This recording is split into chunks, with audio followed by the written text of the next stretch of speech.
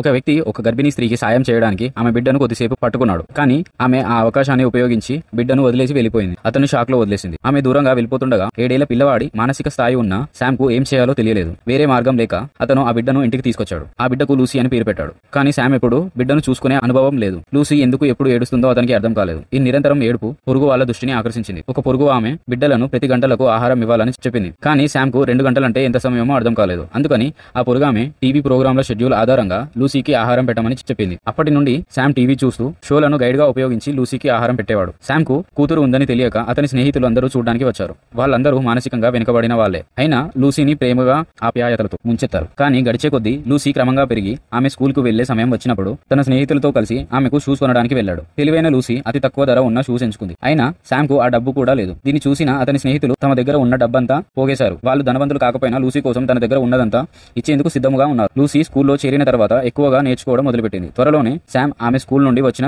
సాధారణ కథలు కూడా చదవడం ఇష్టమైంది. తన తండ్రికి సిగ్గుగా అనిపించకూడదని లూసీ అతని 100 సార్లు చదివిన పాత బెడ్ టైం కథను చదవమని అడిగేది. ఆమె అతన్ని భుజంపై వాలి నిశ్శబ్దంగా వినేది. కానీ ఒక రోజు శామ్ కు స్కూల్ నుండి అకస్మాత్తుగా పిలిచారు. స్కూల్ సిబ్బంది లూసీ అతని సొంత కూతురు కాదని అతను మానసిక పరిస్థితి గురించి తెలిసింది. అతను నిజంగా బిడ్డను చూసుకోగలడా అని వాళ్ళు ప్రయత్నించారు. అందుకని వాళ్ళు చైల్డ్ హెల్ప్ ప్రోటోకాల్ సర్వీస్ ను సంప్రదించారు. మరుసటి రోజు లూసీ పుట్టినరోజు. శామ్ ఆమె సహపాఠకులు తన స్నేహితులను ఆహ్వానించాడు. కానీ అప్పుడు ఒక స్త్రీ ఇంటి దగ్గరికి వచ్చింది. ఆమె సిపిఎస్ వర్కర్ అని తెలియని శామ్ ఆమెను సామ్యంగా లోపలికి ఆహ్వానించాడు. పార్టీలో ఒక చిన్న పిల్లవాడు గ్రూప్ పెర్ఫార్మెన్స్ లో పాల్గొనడానికి నిరాకరించాడు. ఆతృతగా ఉన్న శామ్ అతన్ని సున్నితంగా నెట్టాడు. సహకరించమని ప్రయత్నించాడు. కానీ ఆ పిల్లవాడు తండ్రి దీన్ని చూసి కోపంతో శామ్ ను నేలపై నెట్టాడు. సిపిఎస్ వర్కర్ ఈ సన్నివేశాన్ని చూసింది. దీని ఫలితంగా జడ్జ్ శామ్ కు హింసాత్మక ధోరణి ఉందని, బిడ్డను చూసుకోవడానికి మానసికంగా అనర్హుడని తీర్పు ఇచ్చింది. లూసీ సంరక్షణ అతను నుండి తీసుకువేయబడింది. అయితే అతను అపీల్ చేయడానికి నెల సమయం ఇవ్వబడింది. ఈలోగా లూసీని పోస్టర్ కేర్ సదుపాయంలో ఉంచారు. శామ్ వారానికి 2 సార్లు మాత్రమే ఆమెను చూడగలడు. కానీ శామ్ కు జడ్జి నిర్ణయం అర్థం కాలేదు. అతనికి తెలియాలనుకున్నది ఒకటే, లూసీ ఎందుకు తనతో ఇంటికి రాలేదు.